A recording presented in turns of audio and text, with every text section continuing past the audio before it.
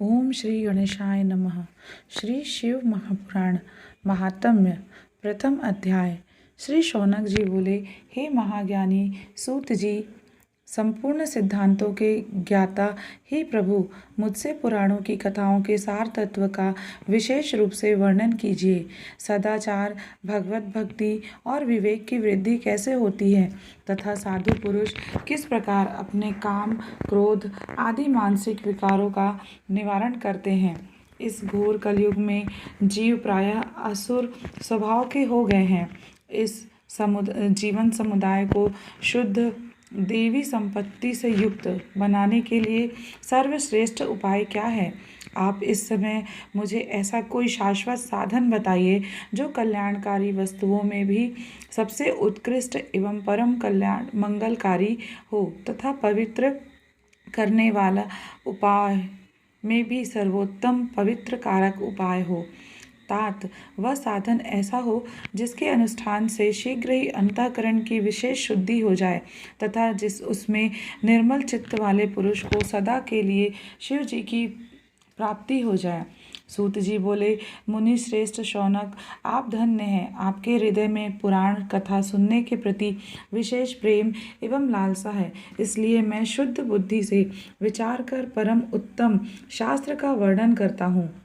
वत्स, संपूर्ण शास्त्रों के सिद्धांत से संपन्न, भक्ति आदि को बढ़ाने वाले, भगवान शिव को संतुष्ट करने वाले तथा कानों के लिए रसायन स्वरूप दिव्य पुराण का श्रवण कीजिए। यह उत्तम शिव पुराण काल रूपी सर्प से प्राप्त होने वाले महान त्रास का विनाश करने वाला है। हे मुने, पूर्व काल में शिव जी ने इसे कहा था। गुरुदेव व्यास जी ने सनत कुमार मुनि का उपदेश पाकर कलयुग के प्राणियों के कल्याण के लिए बड़े आदर से संक्षेप में इस पुराण का प्रतिपादन किया है। हे मुने, विशेष रूप से कलयुग के प्राणियों की चित्त शुद्धि के लिए इस महाशिव पुराण के अतिरिक्त कोई अन्य साधन नहीं है। हे मुनि, जिस बुद्धिमान मनुष्य के पूर्व जन्म के बड़े पुण्य होते हैं, उसी महाभाग्यशाली व्यक्ति की इस पुराण में प्रीति होती है। यह शिव पुराण परम उत्तम शास्त्र है। इसे इस भूतल पर भगवान शिव का वांग्मय स्वरूप समझना चाहिए और सब प्रकार से इसका सेवन करना चाहिए। इसके पठन और श्रवण से शिव भक्ति पाकर श्रेष्ठतम स्थिति में पहुंचा हुआ मनुष्य शीघ्र ही शिव पदक को प्राप्त कर लेता है। इसलिए संपूर्ण यत्न करके मनुष्यों ने इस पुराण के अध्ययन को अभीष्ट साधन माना है और इसका प्रेम पूर्वक श्रवण भी संपूर्ण वांछित फलों को देने वाला है। भगवान शिव के इस पुराण को सुनने से मनुष्य सब पापों से मुक्त हो जाता है तथा बड़े बड़े उत्कृष्ट भोगों का उपभोग करके शिवलोक को प्राप्त कर लेता है। राजसूय यज्ञ और सैकड़ों अग्निष्टोम यज्ञों से जो पुण्य प्राप्त होता है वह भगवान शिव की कथा के सुनने मात्र से प्राप्त हो जाता है। हे मुने, जो लोग इस श्रेष्ठ शास्त्र शिव पुराण का श्रवण करते हैं उन्हें मनुष्य नहीं समझना चाहिए। वे रुद्र स्वरूप ही हैं, इसमें संदेह नहीं है। इस पुराण का श्रवण और कीर्तन करने वाले के चरण कमल की धूलि को मुनिगण तीर्थ ही समझते हैं। जो प्राणी परम पद को प्राप्त करना चाहते हैं उन्हें सदा भक्ति पूर्वक इस निर्मल शिव पुराण का श्रवण करना चाहिए। हे मुनि श्रेष्ठ, यदि मनुष्य सदा इसे सुनने में समर्थ ना हो तो उसे प्रतिदिन स्थिर चित्त से एक मुहूर्त भी इसको सुनना चाहिए। हे मुने, यदि मनुष्य प्रतिदिन सुनने में भी असक्त हो तो उसे किसी पवित्र महीने में इस शिव पुराण का श्रवण करना चाहिए। जो लोग एक मुहूर्त उसका भी आधा अथवा क्षण मात्र भी इस पुराण का श्रवण करते हैं उनकी दुर्गति नहीं होती। हे मुनीश्वर, जो पुरुष इस शिव पुराण की कथा को सुनता है वह सुनने वाला पुरुष कर्म रूपी महावन को जलाकर संसार के पार हो जाता है। हे मुने, सभी दानों और सभी यज्ञों से जो पुण्य मिलता है वह फल भगवान शिव के इस पुराण को सुनने से निश्चल हो जाता है।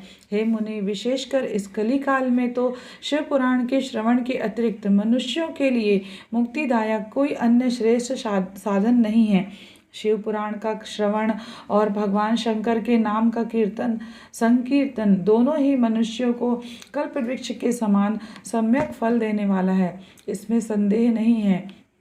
कलयुग में धर्माचरण से शून्य चित्त वाले दुर्बुद्धि मनुष्यों के उद्धार के लिए भगवान शिव ने अमृत स्वरूप शिव पुराण की उद्भावना की है। अमृत पान करने से तो केवल अमृत पान करने वाला ही मनुष्य अजर अमर होता है, किंतु भगवान शिव का यह कथा अमृत संपूर्ण कुल को ही अजर अमर कर देता है। इस शिव पुराण की परम पवित्र कथा का विशेष रूप से सदा ही सेवन करना चाहिए, करना ही चाहिए। इस पुराण की कथा के श्रवण का क्या फल कहूँ।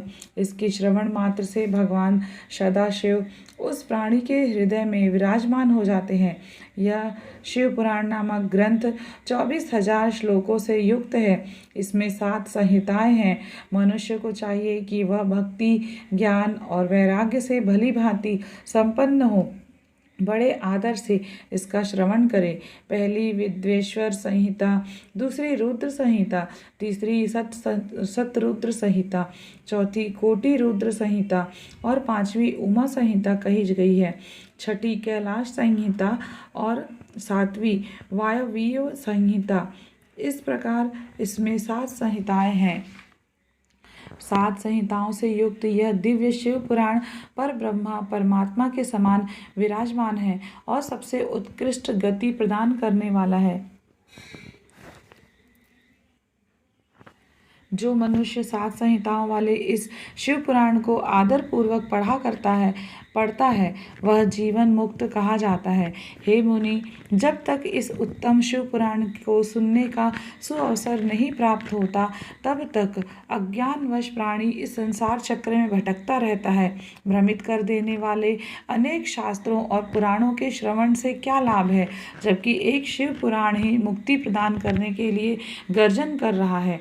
जिस घर में इस शिव पुराण की कथा होती है वह घर तीर्थ स्वरूप ही है और इसमें निवास करने वालों के पाप यह नष्ट कर देता है। हजारों अश्वमेघ यज्ञ और सैकड़ों वाजपेयी यज्ञ शिव पुराण की 16वीं कला की भी बराबरी नहीं कर सकते हैं। हे मुनि श्रेष्ठ, कोई अधम प्राणी जब तक भक्ति पूर्वक शिव पुराण का श्रवण नहीं करता तभी तक उसे पापी कहा जा सकता है। गंगा आदि पवित्र नदियाँ, मुक्तिदायिनी सप्तपुरियाँ तथा गयादि तीर्थ इस शिव पुराण की समता कभी नहीं कर सकते। जिसे परम गति की कामना हो उसे नित्य शिव पुराण के एक श्लोक अथवा आधे श्लोक का ही स्वयं भक्ति पूर्वक पाठ करना चाहिए।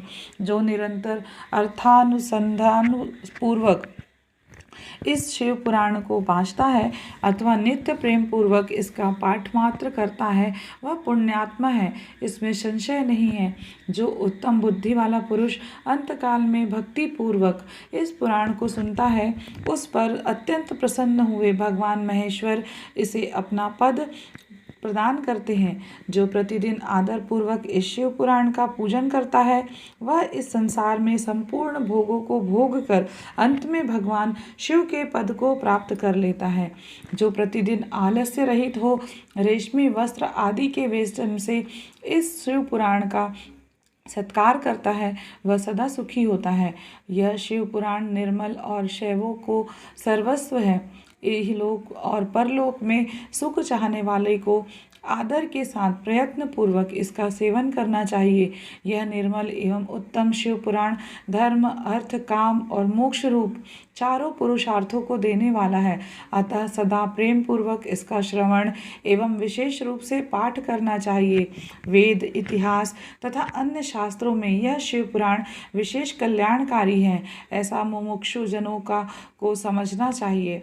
यह शिव पुराण आत्म तत्वज्ञों के लिए सदा सेवनीय है, सत्पुरुषों के लिए पूजनीय है, तीनों प्रकार के तापों का शमन करने वाला है, सुख प्रदान करने वाला है तथा ब्रह्मा, विष्णु, महेश आदि देवताओं को प्राणों के समान प्रिय है। ऐसे शिव पुराण को मैं प्रसन्न चित्त से सदा वंदन करता हूँ।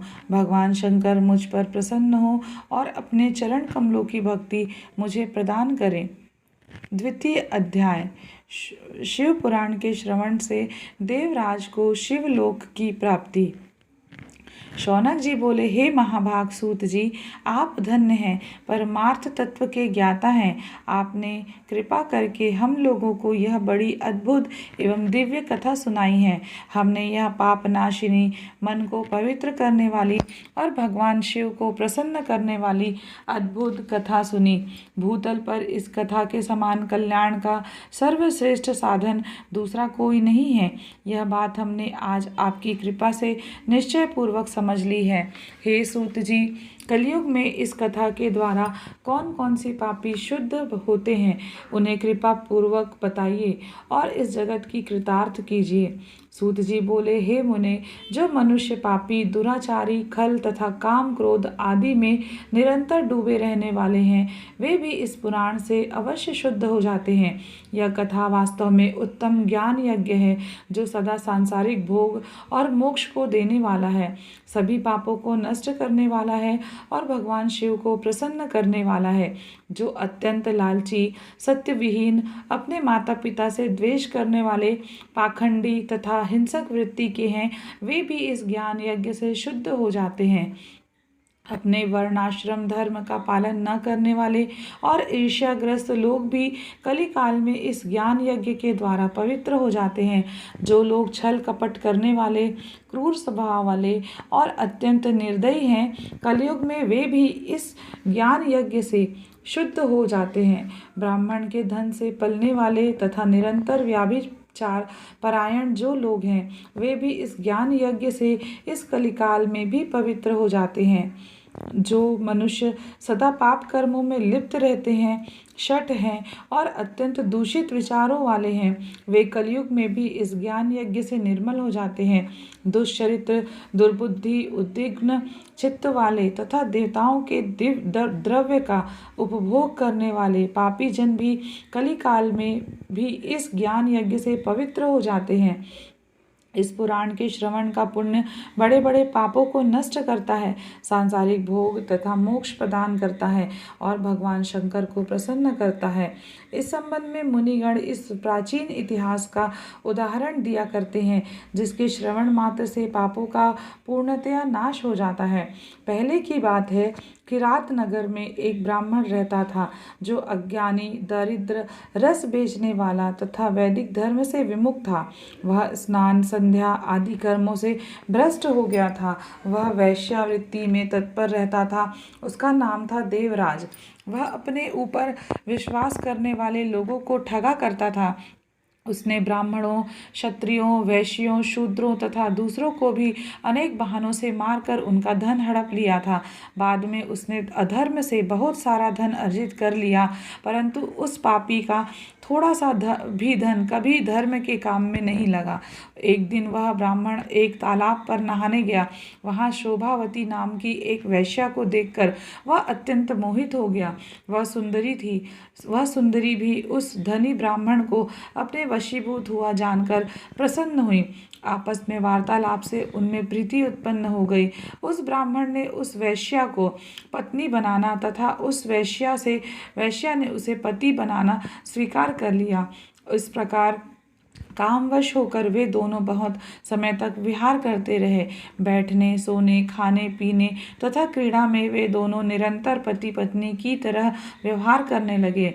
अपने माता पिता तथा पत्नी के बार बार रोकने पर भी पाप कृत्य में संलग्न वह ब्राह्मण उनकी बात नहीं मानता था। एक दिन रात्रि में उस दुष्ट ने ईर्ष्यावश अपने सोए हुए माता पिता तथा पत्नी को मार डाला और उनका सारा धन हर लिया। वैश्या में आसक्त चित्त वाले उस कामी ने अपना और पिता आदि का सारा धन उस वैश्या को दे दिया। वह पापी भक्षण तथा मद्यपान करने लगा और वह नीच ब्राह्मण उस वैश्या के साथ एक ही पात्र में सदा जूठा भोजन करने लगा। एक दिन घूमता घामता वह दैव योग से प्रतिष्ठानपुर झूसी प्रयाग में जा पहुंचा। वहां उसने एक शिवालय देखा जहां बहुत से साधु महात्मा एकत्र हुए थे। देवराज उस शिवालय में ठहर गया और वहां उस ब्राह्मण को ज्वर आ गया। उस ज्वर से उसको बड़ी पीड़ा होने लगी। वहां वह ब्राह्मण देवता शिव पुराण की कथा सुना रहे थे। ज्वर में पड़ा हुआ देवराज ब्राह्मण के मुखारविंद से निकली हुई उस शिव कथा को निरंतर सुनता रहा। एक मास के बाद वह ज्वर से अत्यंत पीड़ित होकर चल बसा। यमराज के दूत आए और उसे पाशों से बांधकर बलपूर्वक यमपुरी ले गए। इतने में ही शिवलोक से भगवान शिव के पार्षद गण आ गए। उनके गौर अंग कर्पूर के समान उज्जवल थे, हाथ त्रिशूल से सुशोभित हो रहे थे। उनके संपूर्ण अंग भस्म से उद्भासित थे और रुद्राक्ष की मालाएं उनके शरीर की शोभा बढ़ा रही थी। वे सब के सब क्रोध करते हुए यमपुरी में गए और यमराज के दूतों को मार पीट कर बारंबार धमकाकर उन्होंने देवराज को उनके चंगुल से छुड़ा लिया और अत्यंत अद्भुत विमान पर बिठाकर जब वे शिवदूत कैलाश जाने को उद्यत हुए, उस समय यमपुरी में बड़ा भारी कोलाहल मच गया। उस कोलाहल को सुनकर धर्मराज अपने भवन से बाहर आए। साक्षात दूसरे रुद्रों के समान प्रतीत होने वाले उन चारों दूतों को देखकर धर्मज्ञ धर्मराज ने उनका विधि पूर्वक पूजन किया। यम ने ज्ञान दृष्टि से देखकर सारा वृत्तांत जान लिया। उन्होंने भय के कारण भगवान शिव के उन महात्मा दूतों से कोई बात नहीं पूछी। यमराज से पूजित तथा प्रार्थित होकर वे शिवदूत कैलाश को चले गए और उन्होंने उस ब्राह्मण को दया सागर सांब शिव को दे दिया।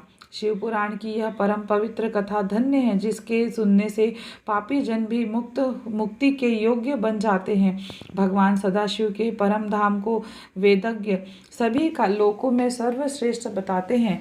ब्राह्मण, क्षत्रिय, वैश्य, शूद्र तथा अन्य प्राणी, यहाँ तक कि जिस पापी ने धन के लोभ से अनेक लोगों की हत्या की तथा अपने माता पिता और पत्नी को भी मार डाला, वह वैश्यागामी शराबी ब्राह्मण देवराज भी इस कथा के प्रभाव से भगवान शिव के परम धाम को प्राप्त कर तत्क्षण मुक्त हो गया।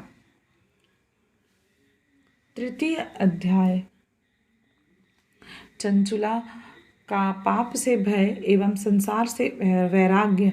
शौनक जी बोले, हे महाभाग सूत जी, आप सर्वज्ञ हैं। हे महामते, आपके कृपा प्रसाद से मैं बारंबार कृतार्थ हुआ। इस इतिहास को सुनकर मेरा मन अत्यंत आनंद में निमग्न हो रहा है। अतः अब भगवान शिव में प्रेम बढ़ाने वाली शिव संबंधिनी दूसरी कथा को भी कहिए। अमृत पीने वालों को लोक में कहीं मुक्ति नहीं प्राप्त होती, किंतु भगवान शंकर के कथामृत का पान तो प्रत्यक्ष ही मुक्ति देने वाला है।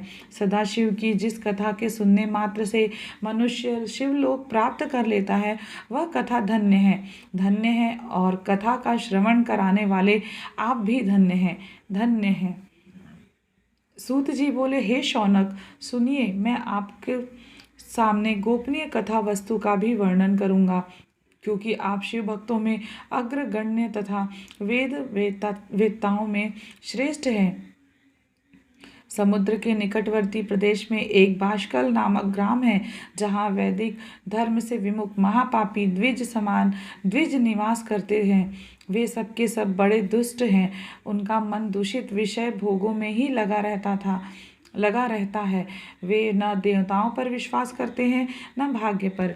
वे सभी कुटिल वृत्ति वाले हैं, किसानी करते और भांति भांति के घातक अस्त्र शस्त्र रखते हैं। वे पर स्त्री गमन करने वाले और खल हैं। ज्ञान, वैराग्य तथा सद्धर्म को वे बिल्कुल नहीं जानते हैं। वे सभी पशु बुद्धि वाले हैं और सदा दूषित बातों को सुनने में संलग्न रहते हैं। जहाँ के द्विज ऐसे हों, वहाँ के अन्य वर्णों के विषय में क्या कहा जाए।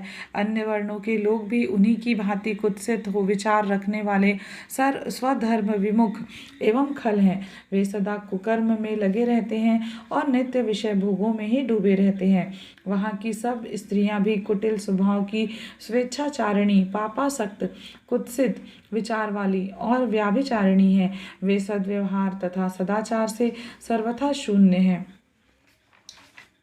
कुजनों के निवास स्थान उस वाशकल नामक ग्राम में किसी समय एक बिंदुक नामधारी ब्राह्मण रहता था। वह बड़ा अधम था, वह दुरात्मा और महापापी था।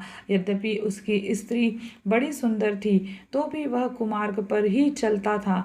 काम वासना से कलुषित चित्त वह वेश्यागामी था। उसकी पत्नी का नाम चंचुला था। वह सदा उत्तम धर्म के पालन में लगी रहती थी, तो भी उसे छोड़कर वह दुष्ट ब्राह्मण कामासक्त होकर वैश्यागामी हो गया था। इस तरह कुकर्म में लगे हुए उस बिंदुक के बहुत वर्ष व्यतीत हो गए। उसकी स्त्री चंचुला काम से पीड़ित होने पर भी स्वधर्म नाश के भय से क्लेश सहकर भी दीर्घ काल तक धर्म से भ्रष्ट नहीं हुई, परंतु दुराचारी पति के आचरण से प्रभावित होने के कारण काम पीड़ित हो आगे चलकर वह स्त्री भी दुराचारणी हो गई।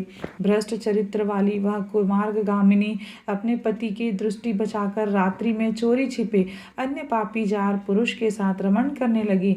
हे मुने, एक बार उस ब्राह्मण ने अपने उस दुराचारणी पत्नी चंचुला को कामासक्त हो पुरुष के साथ रात्रि में संसर्गरत देख लिया।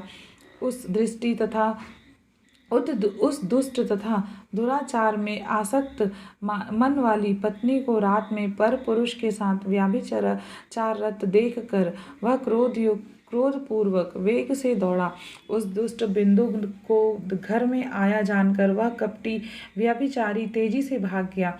तब वह दुष्टात्मा बिंदुक अपनी पत्नी को पकड़कर उसे डांटता हुआ मुक्कों से बार बार पीटने लगा।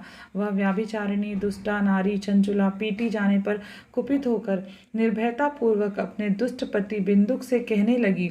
चंचुला बोली, मुझ पति परायणा युवती पत्नी को छोड़कर आप कुबुद्धिवश प्रतिदिन वैश्या के साथ इच्छा अनुसार रमण करते हैं। आप ही बताएं कि रूपवती और कामासक्त चित्त वाली मुझ युवती की पति संसर्ग के बिना क्या गति होती होगी।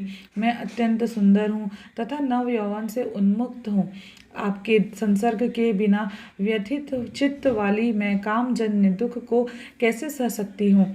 सूत जी बोले, उस स्त्री के इस प्रकार कहने पर वह मूढ़ बुद्धि मूर्ख ब्राह्मण धम स्वधर्म विमुख दुष्ट पापी बिंदुक कहने लगा। बिंदुक बोला, काम से व्याकुल चित्त होकर तुमने यह सत्य ही कहा है। हे प्रिय, तुम भय त्याग दो और मैं जो तुमसे हित की बात कहता हूँ उसे सुनो। तुम निर्भय होकर नित्य पुरुषों के साथ संसर्ग करो, उन्हें संतुष्ट करके उनसे धन खींचो। वह सारा धन वैश्या के प्रति आसक्त मन वाले मुझको दे दिया करो। इससे तुम्हारा और मेरा दोनों का ही स्वार्थ सिद्ध हो जाएगा।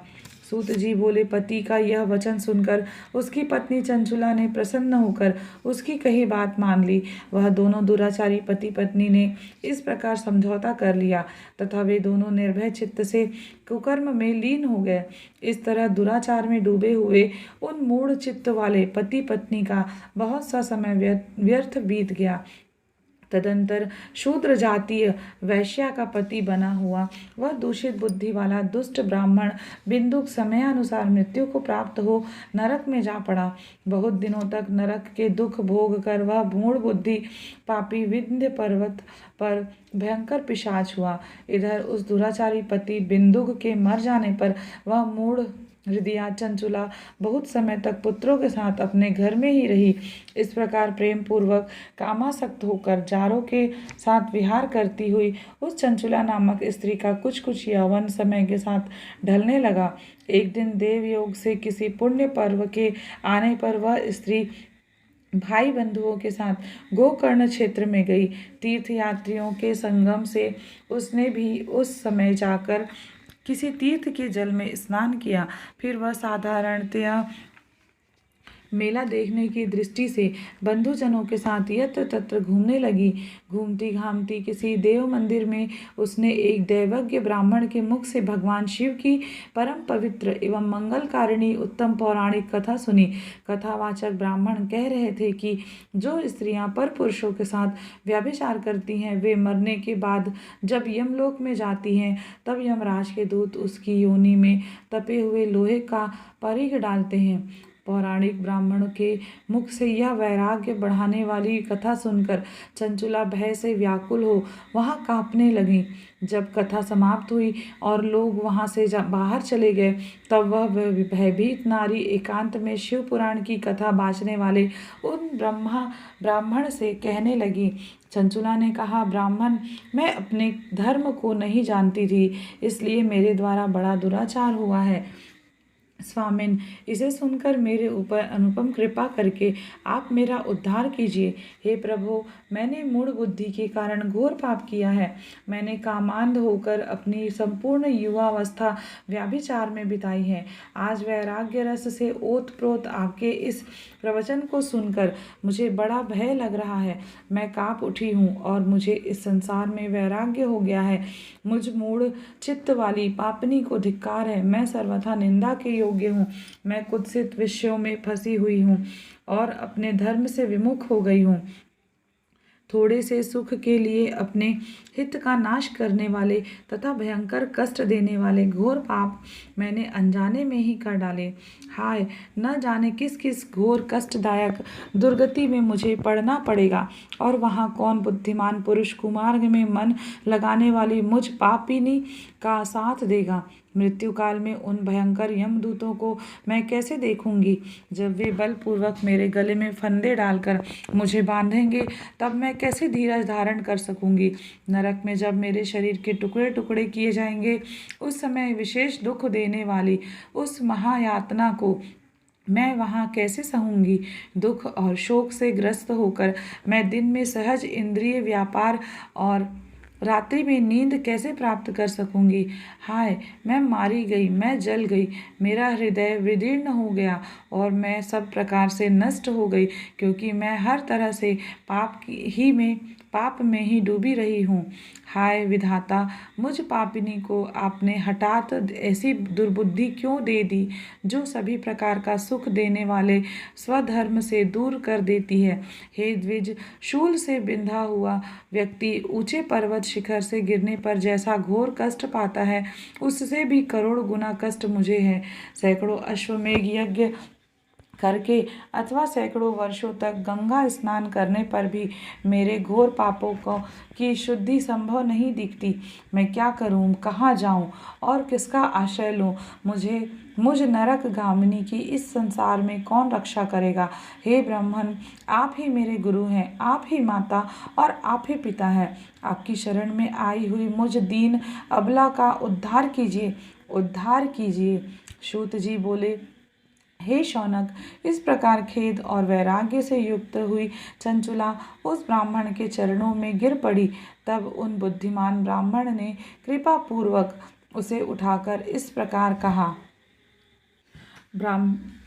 चतुर्थ अध्याय।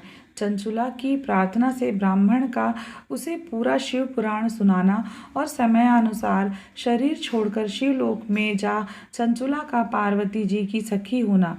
ब्राह्मण बोले, सौभाग्य की बात है कि भगवान शंकर की कृपा से शिव पुराण की इस वैराग्य युक्त कथा तथा श्रेष्ठ कथा को सुनकर तुम्हें समय पर चेत हो गया है।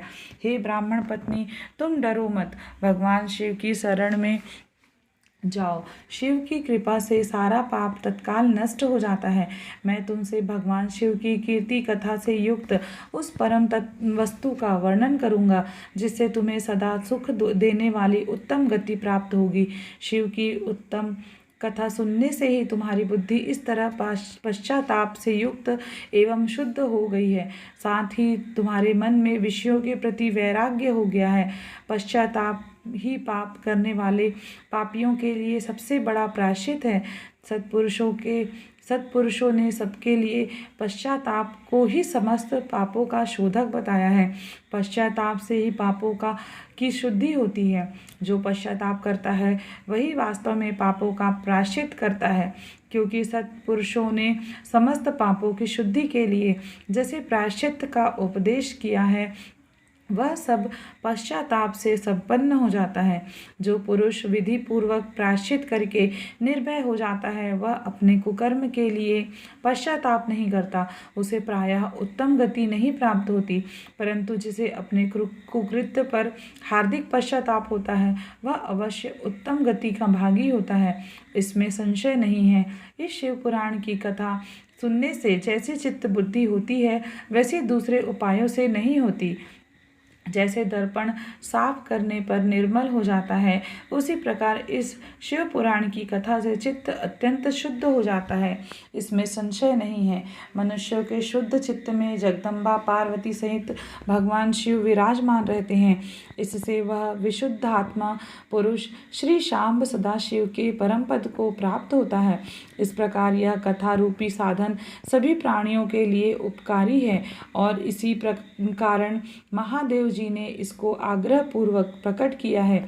इस कथा से भगवान उमापति का ध्यान सिद्ध हो जाता है। उस ध्यान से परम ज्ञान और उससे मोक्ष की प्राप्ति निश्चय ही होती है। भगवान शंकर के ध्यान में मग्न हुए बिना भी यदि कोई इस कथा को मात्र सुनता है, वह दूसरे जन्म में भगवान के ध्यान को सिद्ध कर परम पद को पा लेता है। इस कथा के श्रवण से भगवान शंकर के ध्यान को प्राप्त कर पश्चाताप करने वाले पापी पुरुष सिद्धि को प्राप्त हो गए हैं। इस उत्तम कथा का श्रवण समस्त मनुष्यों के लिए कल्याण का बीज है। अतः यथोचित शास्त्रोक्त मार्ग से इसकी आराधना अथवा सेवा करनी चाहिए। यह कथा श्रवण भव बंधन रूपी रोग का नाश करने वाला है। भगवान शिव की कथा को सुनकर फिर अपने हृदय में उसका मनन एवं निधि ध्यासन करने से पूर्णतया चित्त शुद्धि हो जाती है। चित्त शुद्धि होने से महेश्वर की भक्ति अपने दोनों पुत्रों ज्ञान और वैराग्य के साथ निश्चय ही प्रकट होती है। तत्पश्चात महेश्वर के अनुग्रह से दिव्य मुक्ति प्राप्त होती है, इसमें संशय नहीं है। जो शिव भक्ति से वंचित है, उसे पशु समझना चाहिए, क्योंकि उसका चित्त माया के बंधनों में आसक्त है। वह निश्चय ही संसार बंधन से मुक्त नहीं हो पाता। हे ब्राह्मण पत्नी, इसलिए तुम विषयों से मन को हटा लो और भक्ति भाव से भगवान शंकर की इस परम पावन कथा को सुनो। परमात्मा शंकर की इस कथा को सुनने से तुम्हारे चित्त की शुद्धि होगी और उसमें तुम्हें मोक्ष की प्राप्ति हो जाएगी। निर्मल चित्त से भगवान शिव के चरणारविंद का चिंतन करने वाले की एक ही जन्म में मुक्ति हो जाती है, यह मैं तुमसे सत्य सत्य कहता हूँ। सूत जी बोले, शौनक, इतना कहकर वे श्रेष्ठ शिव भक्त ब्राह्मण मौन हो गए। उनका हृदय करुणा से आर्द्र हो गया था। वे शुद्ध चित्त महात्मा भगवान शिव के ध्यान में मग्न हो गए। तदंतर बिंदु की पत्नी चंचुला मन ही मन प्रसन्न हो उठी। ब्राह्मण का उक्त उपदेश सुनकर उसके नेत्रों में आनंद के आंसू छलक आए थे। वह ब्राह्मण पत्नी चंचुला हर्षित हृदय से उन श्रेष्ठ ब्राह्मण के चरणों में गिर पड़ी और हाथ जोड़कर बोली, मैं कृतार्थ हो गई। तत्पश्चात उठकर वैराग्य युक्त तथा उत्तम बुद्धि वाली वह स्त्री, जो अपने पापों के कारण आतंकित थी, उन महान शिव भक्त ब्राह्मणों से हाथ जोड़कर गदगद वाणी में कहने लगी।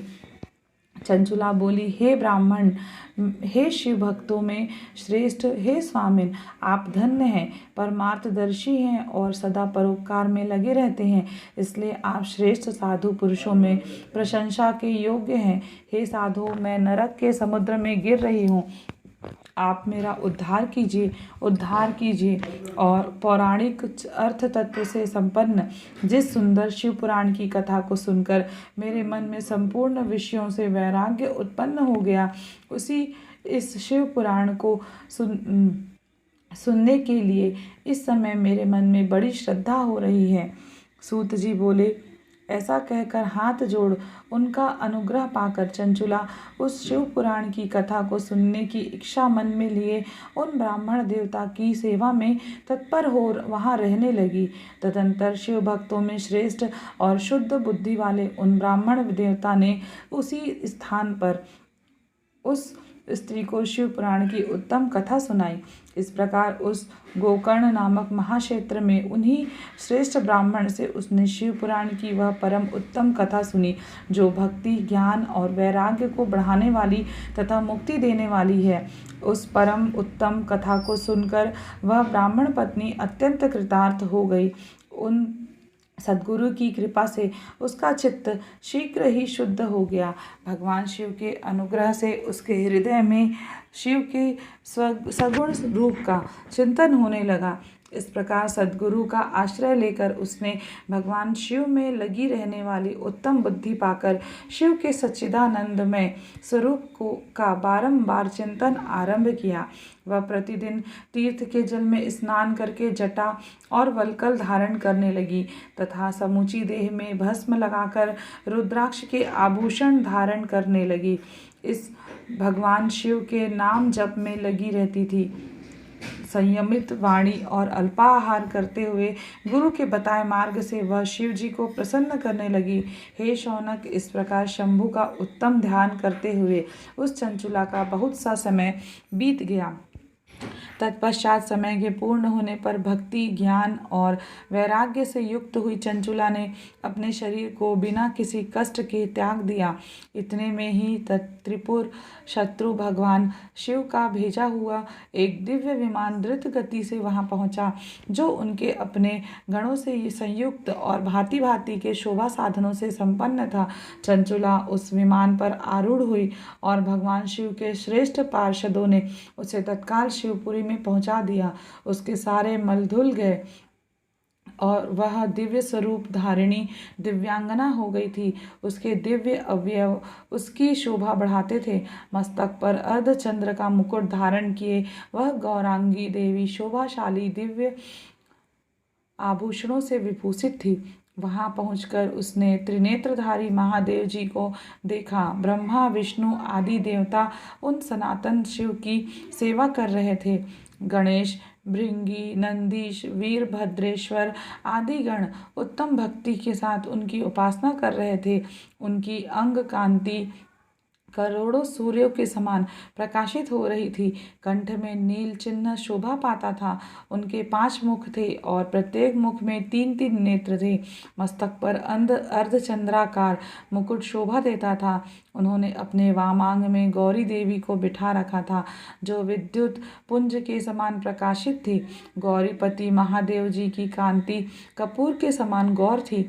उन्होंने सभी अलंकार धारण कर रखे थे। उनका सारा शरीर श्वेत भस्म से भासित था। शरीर पर श्वेत वस्त्र शोभा पा रहे थे। वे अत्यंत उज्ज्वल वर्ण के थे। इस प्रकार परम उज्ज्वल भगवान शंकर का दर्शन करके वह ब्राह्मण पत्नी चंचुला बहुत प्रसन्न हुई। अत्यंत प्रीति युक्त होकर उसने बड़ी उतावली के साथ भगवान को बारंबार प्रणाम किया। फिर हाथ जोड़कर वह बड़े प्रेम, आनंद और संतोष से युक्त हो विनीत भाव से खड़ी हो गई। उनके नेत्रों से आनंद अश्रुओं की अविरल धारा बहने लगी तथा संपूर्ण शरीर में रोमांच हो गया। उस समय भगवती पार्वती और भगवान शंकर ने उसे बड़ी करुणा के साथ अपने पास बुलाया और सौम्य दृष्टि से उसकी ओर देखा।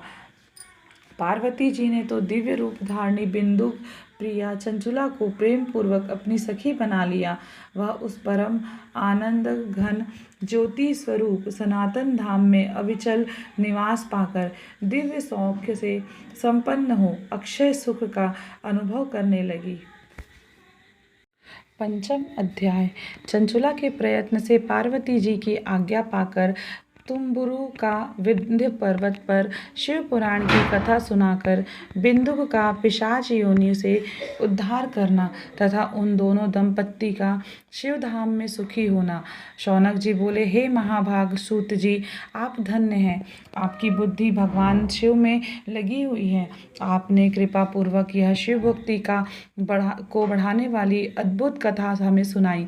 हे महामते, सद्गति प्राप्त करने के बाद वहां जाकर चंचुला ने क्या किया और उसके पति का क्या हुआ, यह सब वृत्तांत विस्तार से हमें बताइए।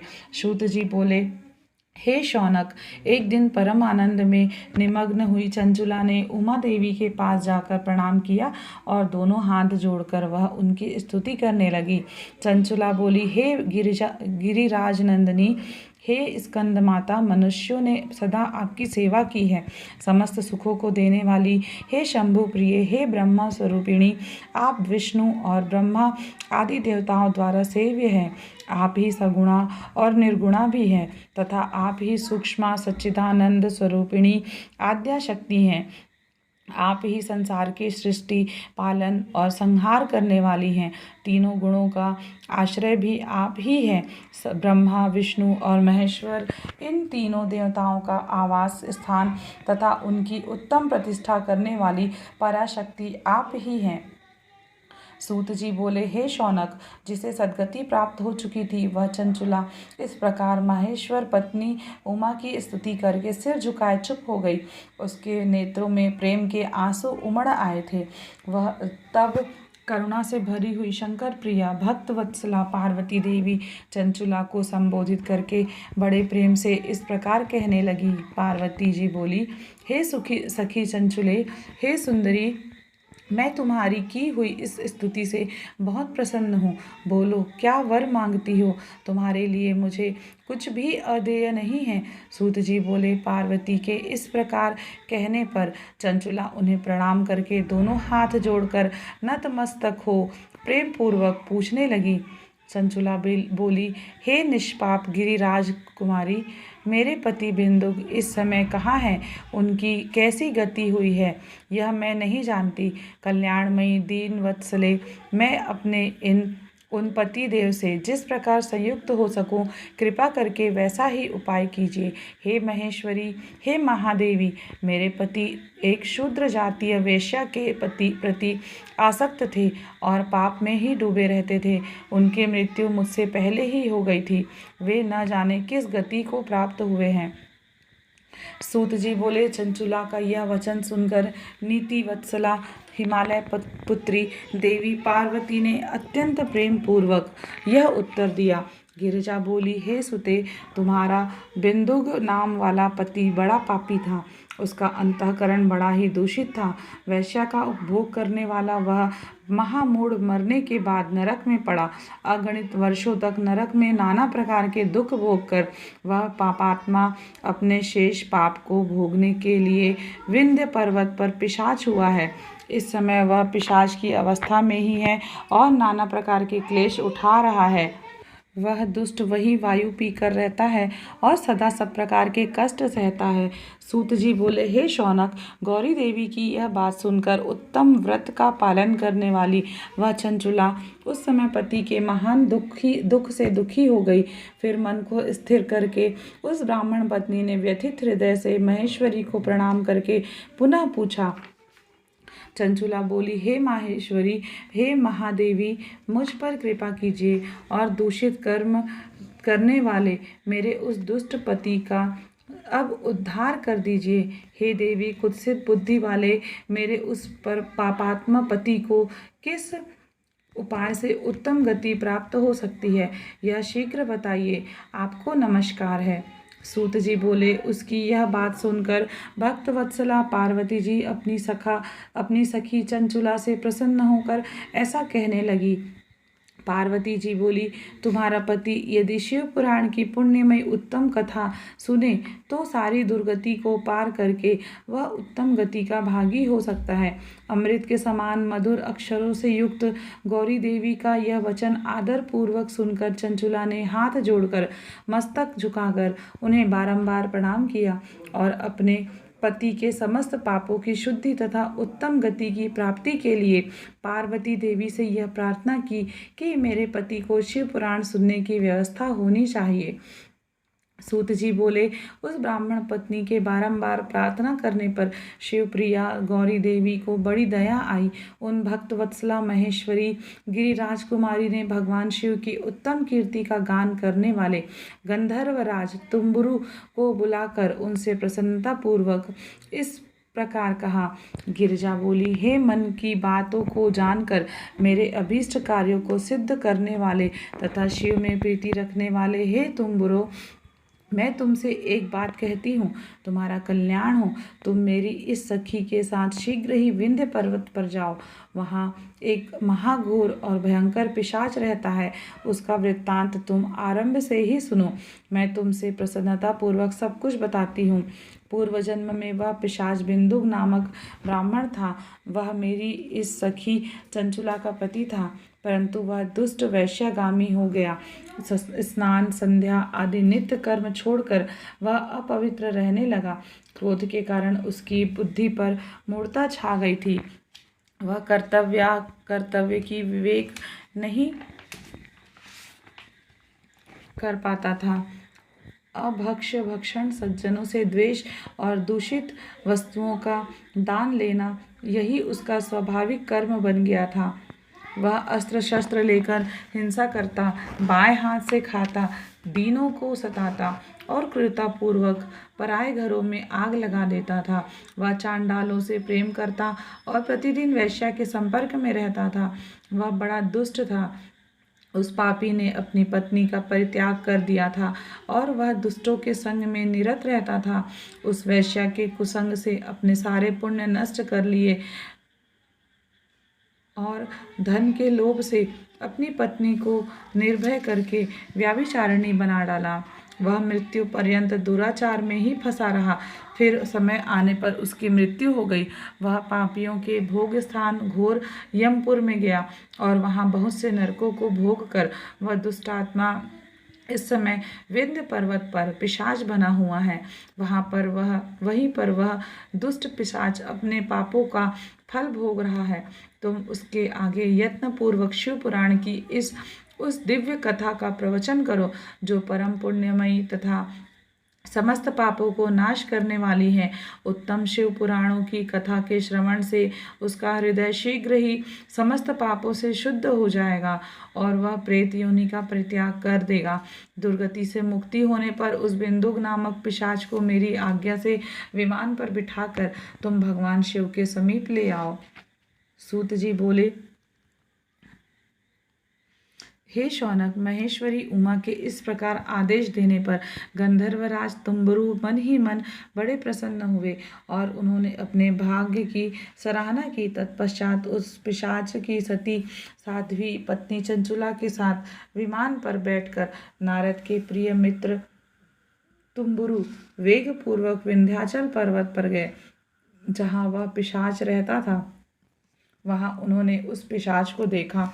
उसका शरीर विशाल था और उसकी थोड़ी बहुत बड़ी थी। वह कभी हंसता, कभी रोता और कभी उछलता था। उसकी आकृति बड़ी विकराल थी। भगवान शिव की उत्तम कीर्ति का गान करने वाले महाबली तुम्बुरु ने उस अत्यंत भयंकर पिशाच को बलपूर्वक पाशों द्वारा बांध लिया। तदंतर तुम्बुरु ने शिव पुराण की कथा बाँचने का निश्चय करके महोत्सव युक्त स्थान और मंडप आदि की रचना की। इतने में ही संपूर्ण लोकों में बड़े वेग से यह विचार हो गया कि देवी पार्वती की आज्ञा से एक पिशाच का उद्धार करने के उद्देश्य से शिव पुराण की उत्तम कथा सुनाने के लिए तुम्बुरु विंध्य पर्वत पर गए हैं। तब तो उस कथा को सुनने के लोभ से बहुत से देवता और ऋषि भी शीघ्र ही वहां जा पहुँचे।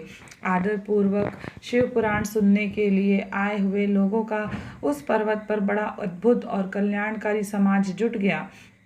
तत्पश्चात तुम्बुरु ने उस पिशाच को पाशों से बांधकर आसन पर बिठाया और हाथ में वीणा लेकर गौरीपति की कथा का गान आरंभ किया। महात्म्य सहित पहली अर्थात प्रथम संहिता से लेकर 7वीं संहिता तक शिव पुराण की कथा का उन्होंने स्पष्ट वर्णन किया। 7 संहिता वाले शिव पुराण का आदर पूर्वक श्रवण करके वे सभी श्रोता पूर्णतः कृतार्थ हो गए। उस परम पुण्यमय शिव पुराण को सुनकर उस पिशाच ने अपने सारे पापों को धोकर उस पैशाचिक शरीर को त्याग दिया। शीघ्र ही उसका स्वरूप दिव्य हो गया। अंग कांति गौर वर्ण की हो गई। शरीर पर श्वेत वस्त्र तथा सब प्रकार के पुरुषोचित आभूषण उसके अंगों को उद्भासित करने लगे। वह त्रिनेत्रधारी चंद्रशेखर रूप हो गया।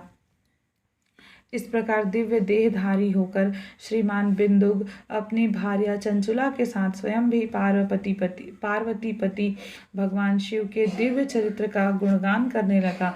उसकी स्त्री को इस प्रकार दिव्य रूप से सुशोभित देखकर वे सभी देवता और ऋषि बड़े विस्मित हुए। उनका चित्त परम आनंद से परिपूर्ण हो गया। भगवान महेश्वर का यह अद्भुत चरित्र सुनकर वे सभी श्रोता परम कृतार्थ हो प्रेम पूर्वक श्री शिव का यशोगान करते हुए अपने अपने धाम को चले गए। दिव्य रूपधारी श्रीमान बिंदुक भी सुंदर विमान पर अपनी प्रियतमा के साथ पास बैठकर सुखपूर्वक आकाश में स्थित हो परम शोभा पाने लगा। तदंतर महेश्वर के सुंदर एवं मनोहर गुणों का गान करता हुआ वह अपनी प्रियतमा तथा तुम्बुरु के साथ शीघ्र ही शिवधाम में जा पहुंचा था। वहां भगवान महेश्वर तथा पार्वती देवी ने प्रसन्नता पूर्वक बिंदुक का बड़ा सत्कार किया और उसे अपना गण बना लिया। उसकी पत्नी चंचुला पार्वती जी की सखी हो गई। उस घनी भूत ज्योत स्वरूप परम आनंदमय सनातन धाम में अविचल निवास पाकर वे दोनों दंपति परम सुखी हो गए। यह उत्तम इतिहास मैंने आपको सुनाया जो पापों का नाश करने वाला है, उमा महेश्वर को आनंद देने वाला, अत्यंत पवित्र तथा उनमें भक्ति बढ़ाने वाला है। जो इसे भक्ति पूर्वक सुनता है अथवा एकाग्र चित्त होकर इसका पाठ करता है वह अनेक सांसारिक सुखों को भोग कर अंत में मुक्ति प्राप्त करता है। 6वां अध्याय शिव पुराण के श्रवण की विधि। शौनक जी बोले, हे महाप्राज्ञ, हे व्यास शिष्य, हे सूत जी, आपको नमस्कार है। आप धन्य हैं और शिव भक्तों में श्रेष्ठ हैं। आपके महान गुण वर्णन करने योग्य है। अब आप कल्याणमय शिव पुराण के श्रवण की विधि बतलाइए जिससे सभी श्रोताओं को संपूर्ण उत्तम फल की प्राप्ति हो सके। सूत जी बोले, हे शौनक, हे मुने, अब मैं आपको संपूर्ण फल की प्राप्ति के लिए शिव पुराण के श्रवण की विधि बता रहा हूँ। सर्वप्रथम किसी ज्योतिषी को बुलाकर दान मान से संतुष्ट करके अपने सहयोगी लोगों के साथ बैठकर बिना किसी विघ्न बाधा के कथा की समाप्ति होने के उद्देश्य से शुद्ध मुहूर्त का अनुसंधान कराएं। तदंतर प्रयत्न पूर्वक देश विदेश में स्थान स्थान पर यह शुभ संदेश भेजे कि हमारे यहाँ शिव पुराण की कथा होने वाली है। अपने कल्याण की इच्छा रखने वाले लोगों को उसे सुनने के लिए अवश्य पधारना चाहिए। कुछ लोग भगवान श्री हरि की कथा से बहुत दूर पड़ गए हैं। कितने ही स्त्री शूद्र आदि भगवान शंकर के कथा कीर्तन से वंचित रहते हैं। उन सबकी भी सूचना हो जाए ऐसा प्रबंध करना चाहिए। देश में जो भगवान शिव के भक्त हों तथा शिव कथा के कीर्तन और श्रवण के लिए उत्सुक हों उन सबको आदरपूर्वक बुलवाना चाहिए। उन्हें कहलाना चाहिए कि यहाँ सत्पुरुषों की आनंद देने वाली समाज तथा अति अद्भुत उत्सव होगा जिसमें शिव पुराण का पारायण होगा।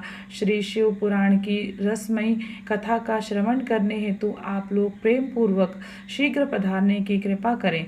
यदि समय का अभाव हो तो प्रेम पूर्वक एक दिन के लिए भी आइए।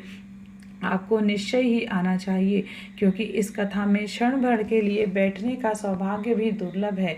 इस प्रकार विनय और प्रसन्नता पूर्वक श्रोताओं का निमंत्रण देना चाहिए और आए हुए लोगों को सब प्रकार से आदर सत्कार करना चाहिए। शिव मंदिर में, तीर्थ में, वन प्रांत में अथवा घर में शिव पुराण की कथा सुनने के लिए उत्तम स्थान का निर्माण करना चाहिए।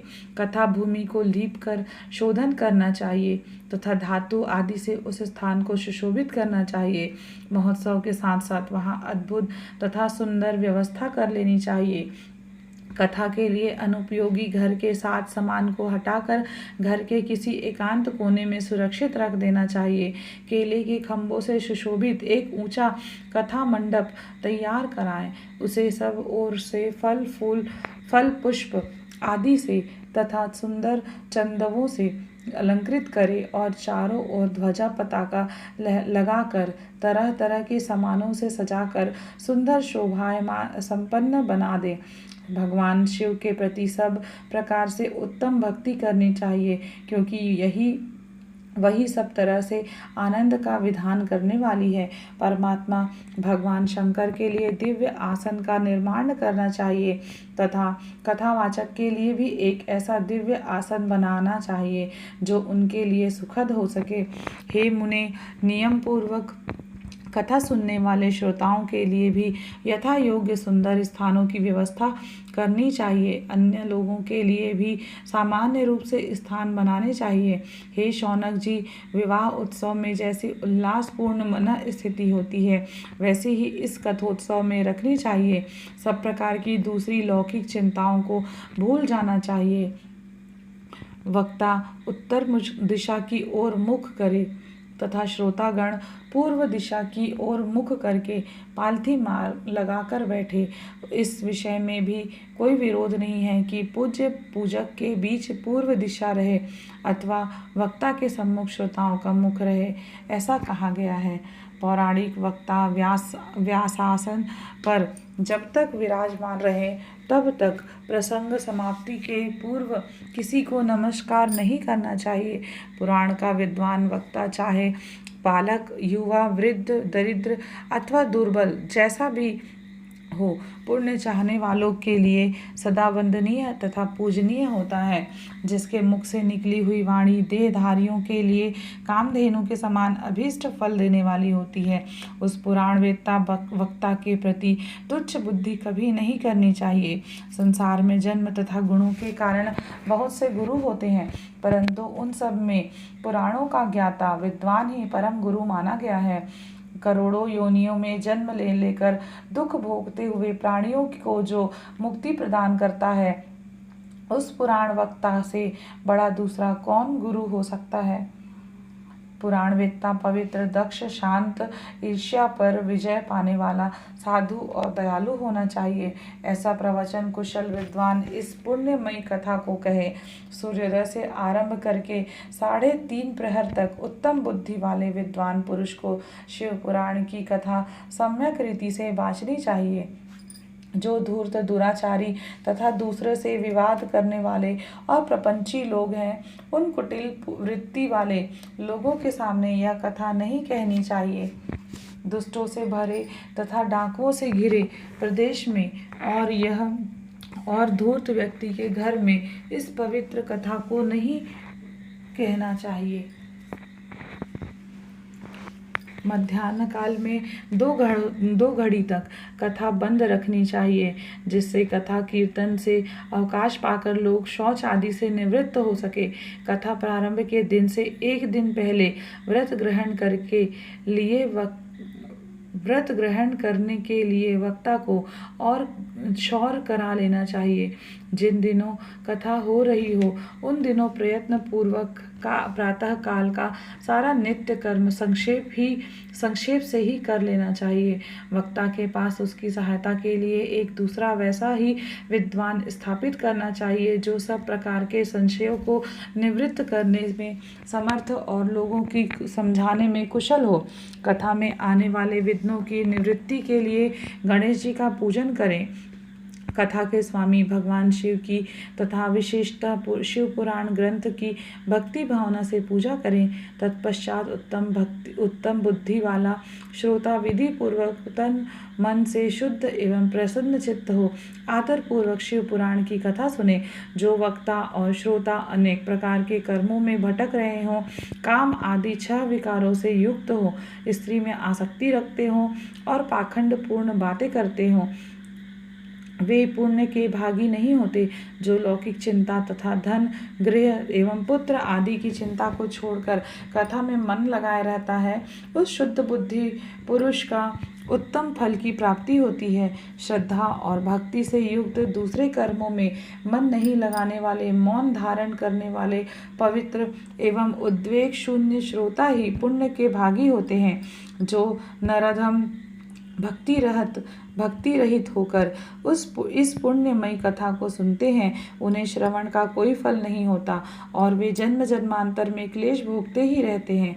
यथाशक्ति उपचारों से इस पुराण की पूजा किए बिना जो मूढ़जन इस कथा को सुनते हैं, वे अपवित्र और दरिद्र होते हैं।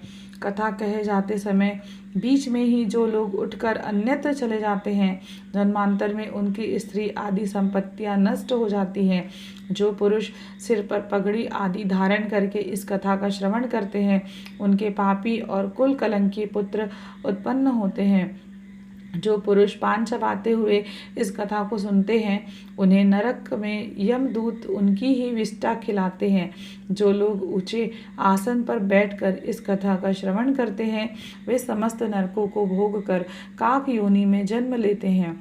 जो लोग वीरासन आदि से बैठकर इस शुभ कथा को सुनते हैं, वे अनेक नरकों को भोग कर विष वृक्ष का जन्म पाते हैं। कथा सुनाने वाले पौराणिक को अच्छी प्रकार प्रणाम किए बिना जो लोग कथा सुनते हैं, वे सभी नरकों को भोगकर अर्जुन वृक्ष बनते हैं। रोग युक्त न होने पर भी जो लोग लेट कर यह कथा सुनते हैं, वे सभी नरकों को भोग कर अंत में अजगर आदि योनियों में जन्म लेते हैं। वक्ता के समान ऊंचाई वाले आसन पर बैठकर जो इस कथा का श्रवण करते हैं, उन नारकीय लोगों को गुरु शैया पर शयन करने जैसा पाप लगता है। जो इस पवित्र कथा तथा वक्ता की निंदा करते हैं, वे 100 जन्मों तक दुख भोग कर कुत्ते का जन्म पाते हैं।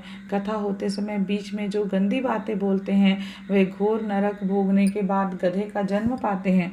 जो कभी भी इस परम पवित्र कथा का श्रवण नहीं करते, वे घोर नरक भोगने के पश्चात जंगली सुअर का जन्म लेते हैं।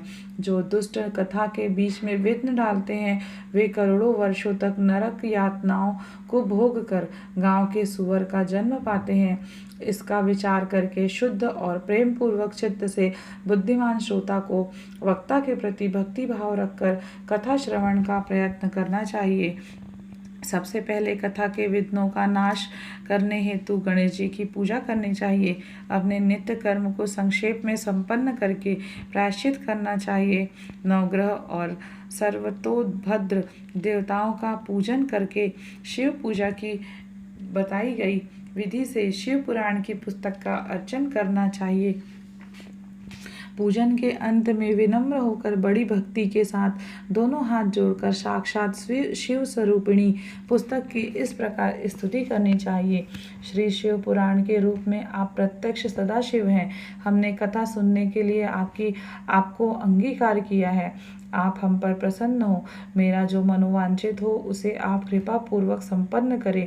मेरा यह कथा श्रवण निर्विघ्न रूप से सुसंपन्न हो।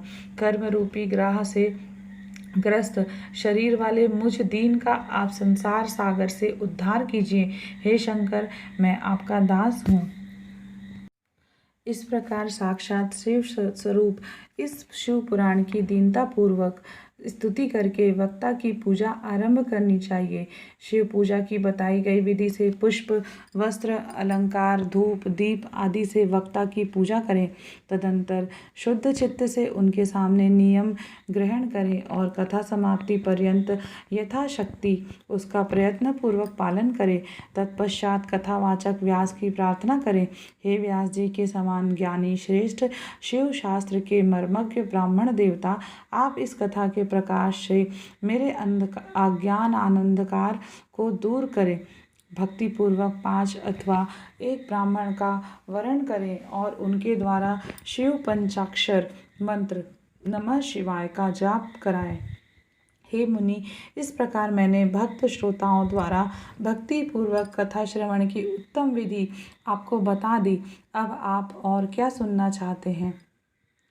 7वां अध्याय, श्रोताओं के पालन करने योग्य नियमों का वर्णन। शौनक जी बोले, हे शिव भक्तों में श्रेष्ठ महाबुद्धिमान सूत जी, आप धन्य हैं जो कि आपने यह अद्भुत एवं कल्याणकारिणी कथा हमें सुनाई। हे मुनि, शिव पुराण की कथा सुनने के लिए व्रत धारण करने वाले लोगों को किन नियमों का पालन करना चाहिए, यह भी कृपा पूर्वक सबके कल्याण की दृष्टि से बताइए।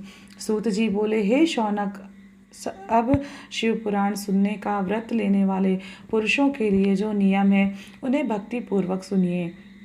नियम पूर्वक इस श्रेष्ठ कथा को सुनने से बिना किसी विघ्न बाधा के उत्तम फल की प्राप्ति होती है।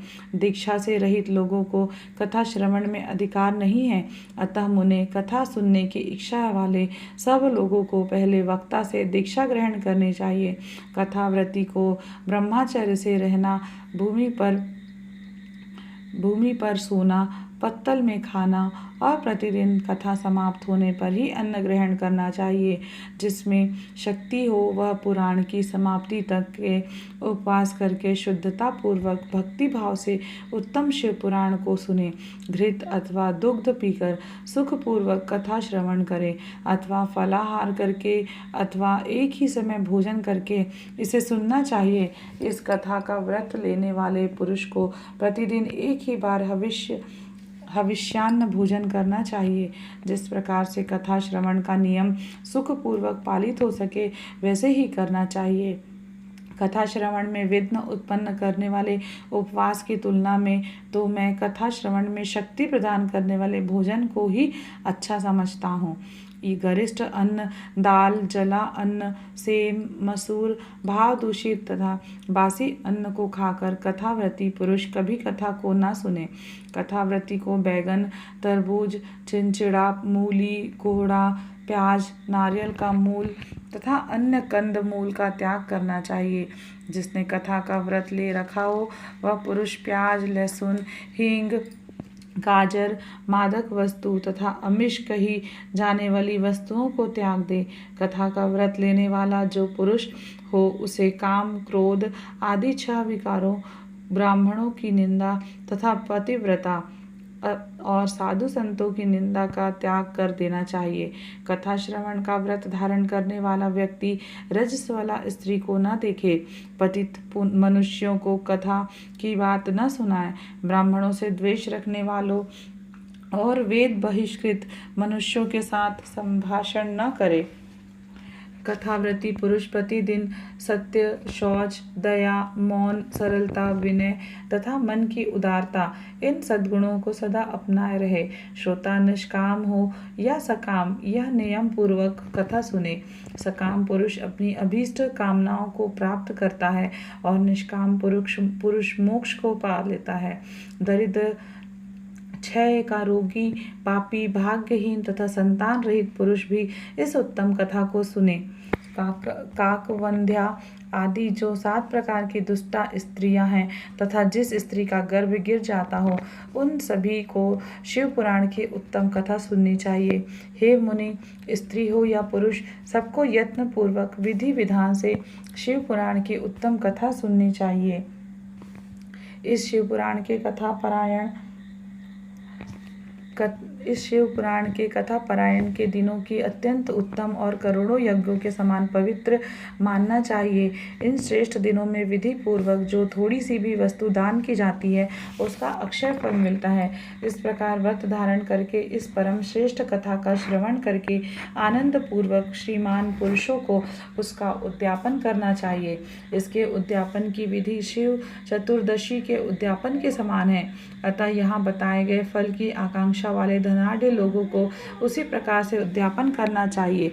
अल्प वित्त वाले भक्तों के लिए प्रायः उद्यापन की आवश्यकता नहीं है, वे तो कथा श्रवण मात्र से पवित्र हो जाते हैं। शिव जी के निष्काम भक्त तो शिव स्वरूप ही होते हैं।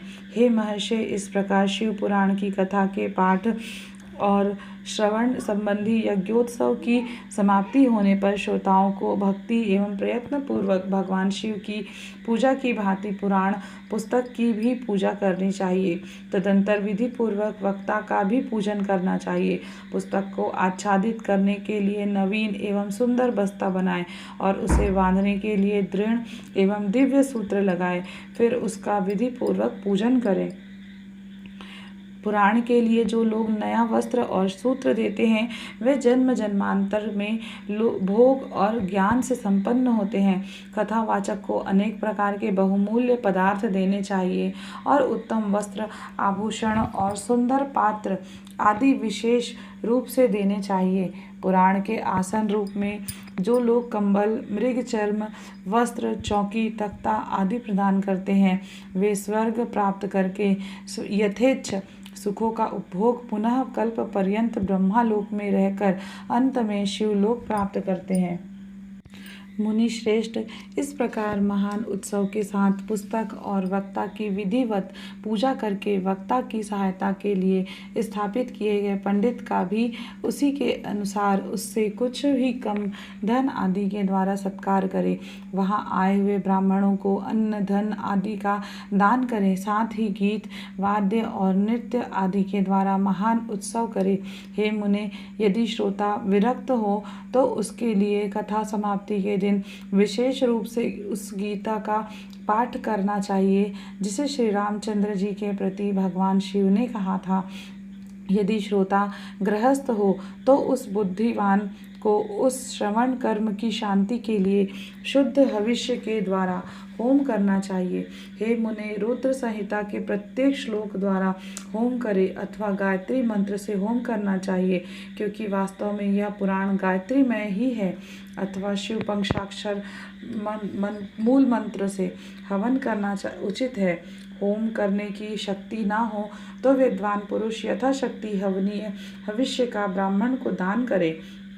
न्यूनातिरिक्ता रूप दोषों की शांति के लिए भक्ति पूर्वक शिव सहस्त्र नाम का पाठ अथवा श्रवण करे। इससे सब कुछ सफल होता है, इसमें संशय नहीं है, क्योंकि तीनों लोकों में इससे बढ़कर कोई वस्तु नहीं है। कथा श्रवण संबंधी व्रत की पूर्णता की सिद्धि के लिए 11 ब्राह्मणों को मधु मिश्रित खीर भोजन कराएं तथा उन्हें दक्षिणा दें। मुने, यदि शक्ति हो तो 3 पल 12 तोला सोने का एक सुंदर सिंहासन बनाएं और उस पर उत्तम अक्षरों में लिखी अथवा लिखाई हुई शिव पुराण की पुस्तक विधि पूर्वक स्थापित करें। तत्पश्चात पुरुष आवाहन आदि विविध उपचारों से उसकी पूजा करके दक्षिणा चढ़ाएं। तदंतर जितेंद्रिय आचार्य का वस्त्र, आभूषण एवं गंध आदि से पूजन करके उत्तम बुद्धि वाला श्रोता भगवान शिव के संतोष के लिए दक्षिणा सहित वह पुस्तक उन्हें समर्पित कर दे। हे शौनक, इस पुराण के इस दान के प्रभाव से भगवान शिव का अनुग्रह हो पाकर पुरुष भव बंधन से मुक्त हो जाता है। इस तरह विधि विधान का पालन करने पर श्री संपन्न शिव पुराण संपूर्ण फल को देने वाला तथा भोग और मोक्षदाता होता है। हे मुने, मैंने आपको शिव पुराण का यह सारा महात्म्य जो संपूर्ण अभीष्ट को देने वाला है बता दिया। अब और क्या सुनना चाहते हैं? श्री संपन्न शिव पुराण समस्त पुराणों का तिलक स्वरूप माना गया है। यह भगवान शिव को अत्यंत प्रिय, रमणीय तथा भवरोग का निवारण करने वाला है। जो सदा भगवान विश्वनाथ का ध्यान करते हैं, जिनकी वाणी शिव के गुणों की स्तुति करती है और जिनके दोनों कान उनकी कथा सुनते हैं, इस जीव जगत में उन्हीं का जन्म लेना सफल है। वे निश्चय ही संसार सागर से पार हो जाते हैं। भिन्न भिन्न प्रकार के समस्त गुण जिनके सच्चिदानंदमय स्वरूप का कभी स्पर्श नहीं करते, जो अपनी महिमा से जगत के बाहर और भीतर वाणी एवं मनोवृत्ति रूप में प्रकाशित होते हैं, उन अनंत आनंद घन रूप परम शिव की मैं शरण लेता हूँ। इस प्रकार श्री स्कंद महापुराण में सनत कुमार संहिता के अंतर्गत श्री शिव पुराण के श्रवणवर्तियों के विधि निषेध और ग्रंथ तथा वक्ता के पूजन का वर्णन नामक 7वां अध्याय पूर्ण हुआ। श्री शिव महापुराण महात्म्य पूर्ण हुआ।